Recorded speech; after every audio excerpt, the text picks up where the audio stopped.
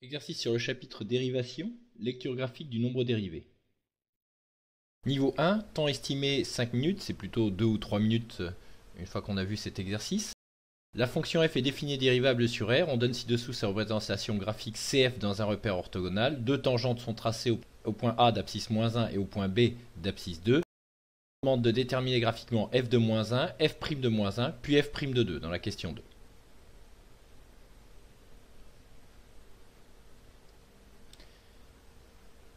Rappel du cours, si f est défini et dérivable sur un intervalle d de R et A appartient à D, la tangente à la courbe au point A d'abscisse A a pour coefficient directeur f' de A. Le nombre dérivé au point A est le coefficient directeur de la tangente au point A d'abscisse A sur le graphique. L'équation réduite de cette tangente est alors y égale f' de A facteur de x moins A plus f de A, mais dans cet exercice, nous n'en aurons pas besoin. Méthode. Pour déterminer graphiquement f' de alpha, identifier la tangente à la courbe au point d'abscisse alpha. Autrement dit, si cette tangente n'est pas tracée, on ne peut pas faire la lecture graphique. Déterminer deux points de la tangente dont on peut lire les coordonnées avec précision, c'est-à-dire qui sont sur les intersections du quadrillage de préférence. Calculer le coefficient directeur de cette tangente, coefficient directeur variation des ordonnées sur variation des abscisses, ou bien si A et B sont deux points de cette droite, YB moins YA, variation des ordonnées, sur XB moins XA, variation des abscisses.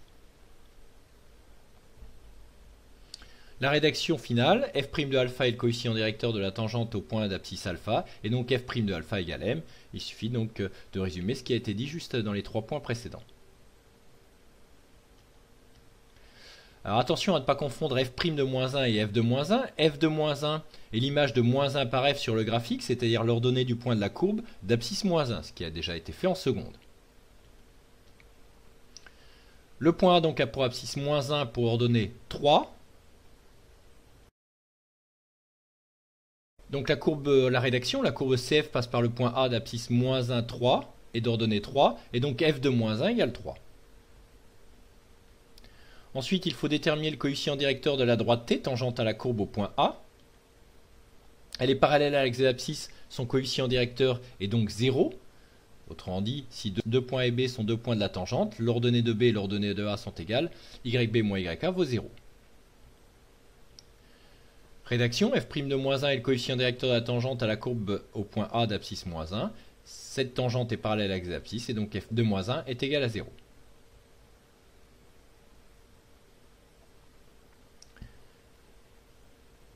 La question 2 est identique.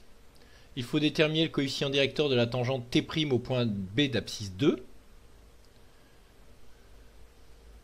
Le point B a pour coordonnées 2, 3. On peut trouver un autre point dont on peut lire facilement les coordonnées, par exemple le point C d'abscisse 1 est d'ordonnée -6. Pour aller de B à C, si on se déplace de -1 horizontalement, attention, le repère n'est pas orthonormé, il y a deux carreaux pour une unité sur l'axe des abscisses. On se déplace de -9 verticalement, variation des ordonnées sur variation des abscisses, -9 sur -1, donc 9, qui est le coefficient directeur de cette droite. Pour rappel, lorsqu'on a une droite orientée telle que l'est la tangente T', le coefficient directeur est positif. Si on a une droite qui, entre guillemets, descend, le coefficient directeur est négatif. Rédaction, f' de 2 est le coefficient directeur de la tangente à la courbe au point d'abscisse 2.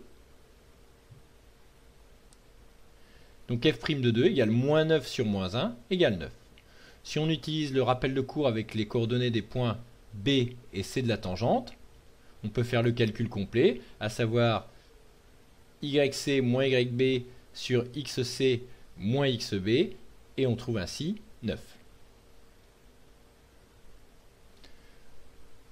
Les erreurs classiques viennent souvent de l'inversion des abscisses et des ordonnées. On lit en général le déplacement horizontal et ensuite le déplacement vertical, et on a tendance à écrire -1 sur -9 au lieu de -9 sur -1. Donc attention, le coefficient directeur, c'est la variation des ordonnées sur la variation des abscisses. L'autre erreur fréquente est de ne pas faire très attention aux unités du repère, et donc de compter le nombre de carreaux, -2 carreaux, -9 carreaux, et de faire -9 divisé par -2, ce qui est faux puisqu'on doit compter en unités. N'oubliez pas de faire les exercices d'application pour vérifier que cette méthode est bien acquise. et éventuellement revisionner cet exercice corrigé.